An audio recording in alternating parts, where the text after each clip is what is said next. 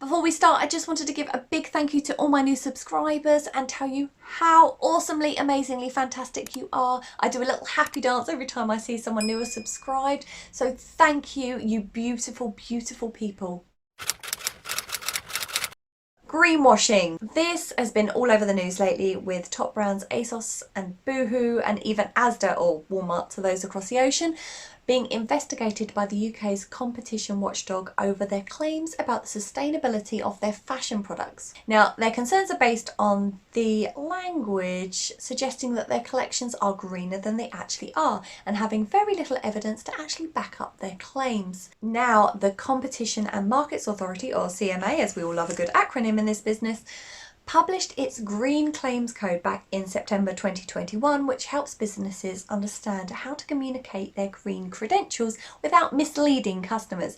These firms are now under investigation, but how would we even know if a company is really green or just bluffing? Aha! And what is bluffing? How can we as consumers work out what is real and what's not without spending hours researching companies before purchasing? And how can we run businesses that advertise our green credentials without misleading people? So if you're one to always go for the environmentally friendly products when you go to the store based on the fact that they are labelled natural or green, then you might need to have a rethink to consider how authentic the statements actually are. There are many companies that just claim their products are natural or environmentally friendly just to attract consumers. In a nutshell, this is what is referred to as greenwashing. We have one fooler among us! Welcome to today's video where we're going to be giving you a breakdown of greenwashing and how you can easily spot it without becoming a sustainability expert. Considering how vast the internet has got over time, it is no doubt that you must have at some point heard people use the term greenwashing or glance through articles mentioning it. Now let's look at what this term actually is. So what is it? Now, greenwashing can be simply referred to as a misleading marketing strategy that is put in place by companies to convince consumers that it is eco-friendly when in reality it is the exact opposite of that and it's not so great for the environment.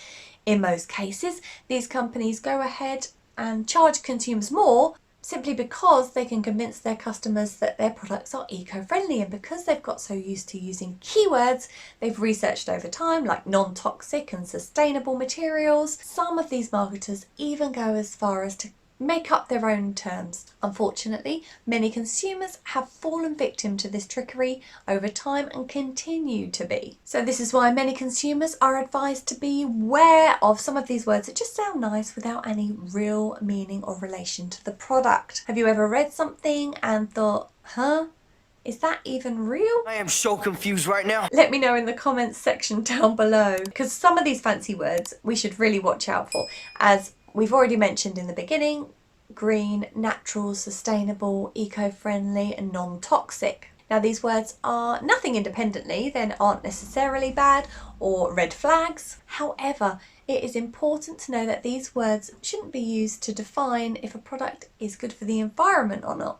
Let's look at some words that people tend to mix up because they're a bit confusing. First is the term organic. Now most of the time you may have seen some products that come with some sort of sticker serving as proof that it's organic, but without stickers the word organic has been mainly used without any actual proof and certainly doesn't actually mean what we think it means. Regardless, companies go ahead and use words like organic, knowing full well what customers think it to mean when it can actually be the exact opposite. Another term companies take up to mislead consumers is the term vegan. Now, many times people tend to relate to the word vegan, and hence if you're one who supports animal rights, then you'll very much be comforted by the term. But the truth is, just because companies tag their products vegan doesn't mean that it's eco-friendly or even healthy if you're looking for that.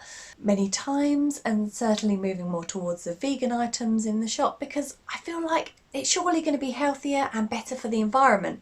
And I always think if it's got the term vegan on it, then it's probably got little to no harmful effects on the environment, and that, of course, is what these companies rely on. Then there are the two words which are very much confusing, which is, considering as they sound so much alike, compostable and biodegradable. Let's first of all take a quick look at the two.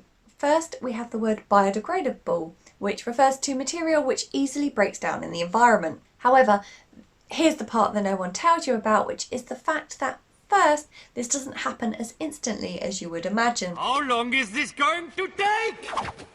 And then there's the fact that not all these items end up being useful to the environment after breaking down. A very good example would be plastics. Now, there are so many types of plastics that we try and recycle, and it's worth noting that they are all bad, even biodegradable plastics, also known as bioplastics, such as polylactic acid, PLA, which are derived from plant sugars. Now, the PLA is made from corn, which is a renewable resource, and it requires less energy to produce than regular plastic. But because it requires very high temperatures to biodegrade properly, it stays intact just as long as regular plastic in landfills and emits methane when deprived of oxygen. It can be composted, but not in your backyard, only in commercial composting facilities, which are quite rare. So, in the meantime, it's only serving as a form of pollution one way or another. Our second term, composting, is somewhat a type of biodegradation. However, they aren't one and the same. Unlike biodegradables, this happens with the help of microorganisms and is a lot faster, with a span of about 90 days,